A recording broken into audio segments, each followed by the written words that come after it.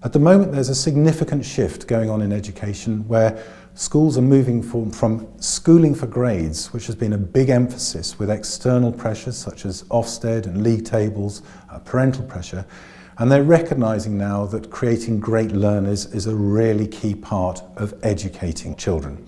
So we're talking really about a shift from schooling to educating, and that means changing the ethos in the classroom, changing the culture, the approach, the vision and the purpose of what colleagues are going to do.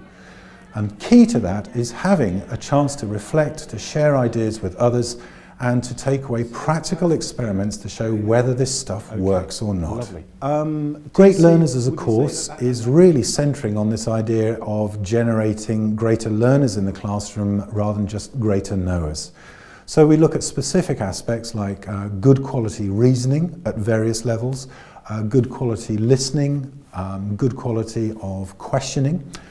For example, a particular activity might be getting teachers to explore treasoning. This is an activity where we might just draw a tree on the board.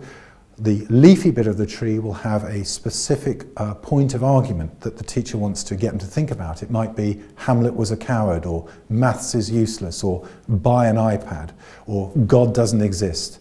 And then the teachers will explore, get the pupils to explore the roots of that tree. That is, what are the reasons that support and keep that tree or opinion upright?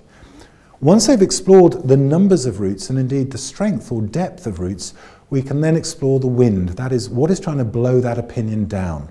So reasons against, reasons for, and then ask the children to conclude what happens to the tree. Did we discover there were strong roots and no wind, in which case we really agree with it?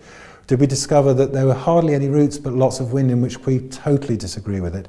Or was it in fact the case that there were strong roots, strong wind, and actually there were strengths on both sides of the argument?